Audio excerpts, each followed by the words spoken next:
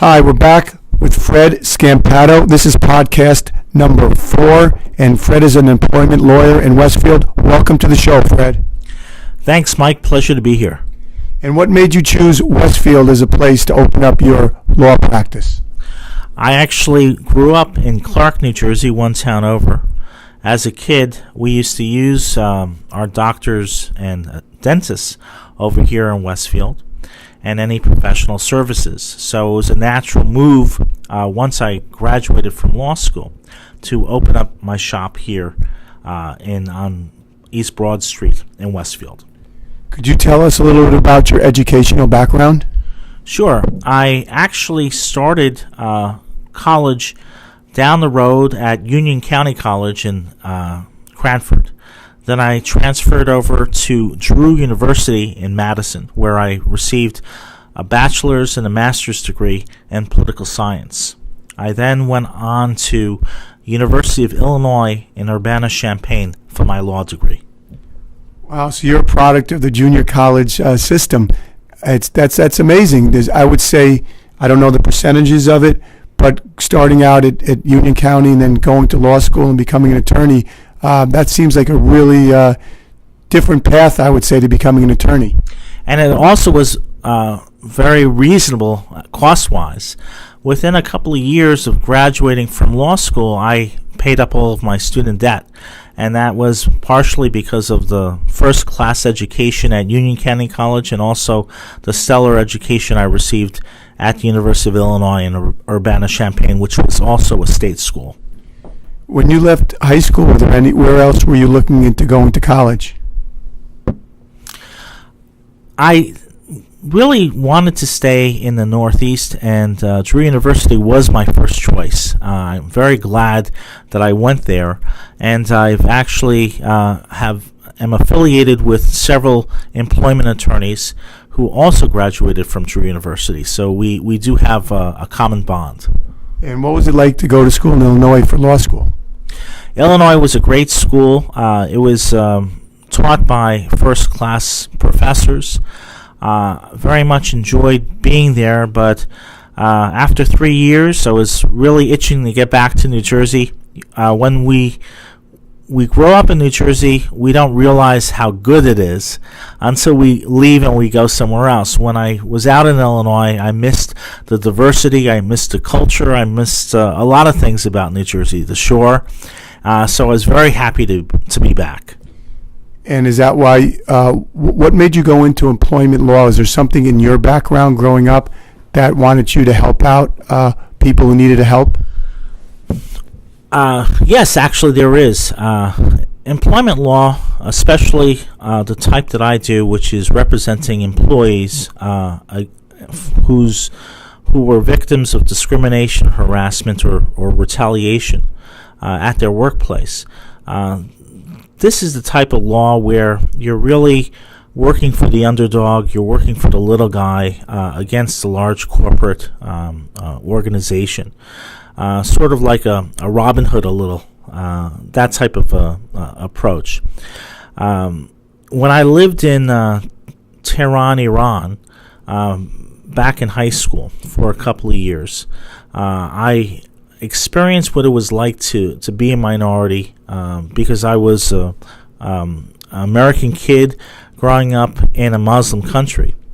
So I took that experience and I applied that, and it was one of the reasons why I decided I really wanted to help the little guy. I wanted to help minorities. I wanted to make sure that this country provided, especially our state of New Jersey, provided equal law, equal justice for all people.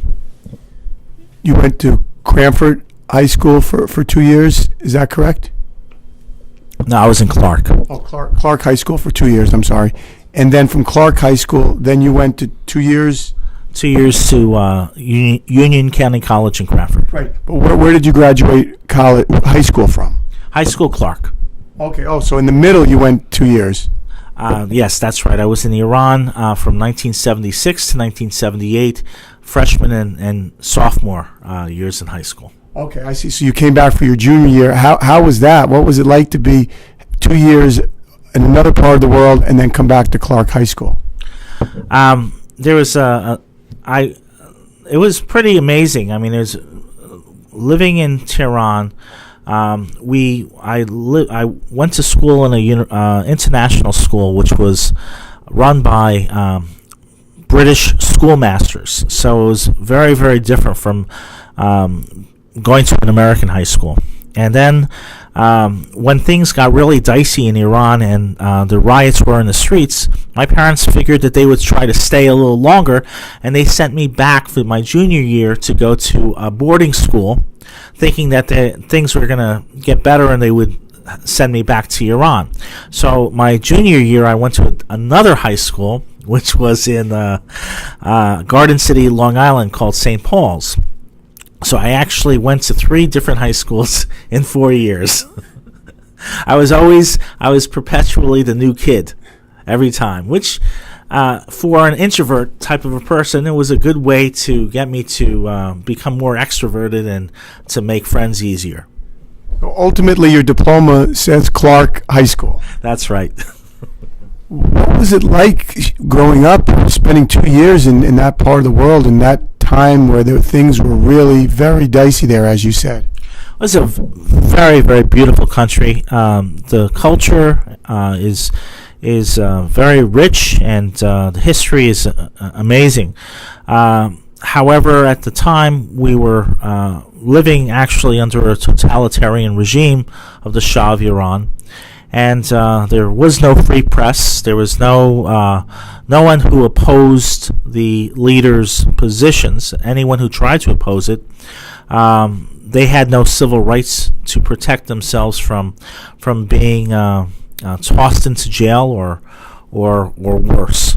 So they did have a secret police called the Savak. So when people did rise up, they rose up violently in the streets. In riots, because there was no freedoms like the ones that we share here in this country. And did you know early on that you wanted to become a lawyer and help people out? Yeah, law was a natural thing, a natural area for me to go into. And when I found employment law, where you are defending, you are representing employees who have been discriminated against or harassed, it's just a natural thing for me to gravitate towards, because it's very easy to want to help out somebody who's been picked on, somebody who has been tossed down into the dirt. So it's a great job. I absolutely love it. Can you give me an example of somebody in today's world who is being victimized or in law? Sure, of course. There's unfortunately plenty of women that are still subjected to sexual harassment in the workplace. Men who prey upon them, especially supervisors. Another big segment of the type of clientele that I handle are people that have immigrated from other countries, people that speak English as a second language. They're often exploited by their employers because they don't know any better. It's still better than the country that they came from, though it doesn't meet the requirements of law under New Jersey law. And what about in Westfield? How can people in Westfield, if they feel that they're in a position of not of strength, what do you advise them to do? The law is that I handle are civil rights legislations. The law against discrimination protects you from discrimination or harassment in the workplace. The Conscientious Employee Protection Act is the New Jersey Whistleblower Act that protects employees who blow the whistle on their employers. The False Claims Act is an act that protects individuals who uncover fraud against the government, where government money is being spent improperly. for all of these types of situations where somebody is in fear of losing their job because of something about their background or because they blew the whistle, those are the types of situations, whether they're in the Westfield or anywhere in Union County, that I counsel and represent individuals and help them through the process, through the legal process. Now, there's been some talk about sanctuary cities. Does that tie into this at all? Well, sanctuary cities really focuses on immigrants, and one of the certainly it's very important that we have that discussion and we decide exactly what to do, whether it's in New York City or in Westfield. But my role is to make sure that people who are here illegally but who work are protected and not exploited. So I do have individuals who I've represented in the past who are illegally in New Jersey, but their employer, knowing that, leverage that information and actually don't pay them overtime or take money out of their paychecks on occasion for things that they're not supposed to. Take advantage of these individuals. So certainly we want to make sure that they're not preyed upon, whether it's through the federal government or employers or any other way. Could Westfield become a sanctuary city? It's not really my field of expertise, so I'd have to pass on that. Certainly we have a lot of compassionate people here. And we do want to make sure that whether it's for illegal immigrants or against Muslims or against recent anti-Semitic activity, we want to make sure that our community is strong and make sure that those types of actions don't occur here. There has been an increase in hate crimes throughout not only Westfield, but in the country over the last several months. Have you seen that in your practice? There certainly are individuals that feel bolder, emboldened by some of the alt-right rhetoric that has become covered more in the mainstream media. One thing that I'd like to relay to the people listening are a couple of telephone numbers dealing with bias crimes. The first telephone number is for the New Jersey Division on Criminal Justice Office of Bias Crimes, located in Trenton. Telephone number for them is 609-984-6500. 609-984-6500. Union County also has a crime officer that focuses on bias crime. And the number for that office is 908-475-6676. 908-475-6676. If anyone is aware of bias crimes, whether it be against synagogues, cemeteries, any type of action against Muslims, call these numbers. The final number is the New Jersey Bias Crime Hotline, which is 1-800-277-BIAS. 1-800-277-2427. In this area, recently, there's been a couple anti-Semitic episodes. Can you tell us about that? Unfortunately, there's been a lot of bomb threats throughout the region. Just a couple of days ago, there was some anti-Semitic graffiti at the South Mountain Reservation, which is a park in Essex County. Some say that it's tied in with the individuals who are known as the alt-right, or actually white supremacists, who feel emboldened in action because they feel that they have a guy in Washington, and that guy that they identify as is the chief strategist, Steve Bannon. Well, yeah, this situation definitely, it's just not right for a lot of people. Certainly, and President Trump recently talked about how outrageous this is and how we have to unify against hate. So certainly, in our town, we can all be unified against this type of activity. We have to just make sure and be diligent that our civil rights are not tarnished or trampled upon. Let's switch to a different topic now. You're on the board, and there's some charities that you feel very strongly about. Is that correct? Yes, I'm very proud to be on the board of on the Union County Boys and Girls Club, which has offices throughout, centers throughout Union County in Elizabeth, Plainfield, Union, Linden, Hillside. And it's a great organization. Takes care of kids after school, gives them various different activities to perform. It's a great service, a great organization. Very, very happy to be a part of it.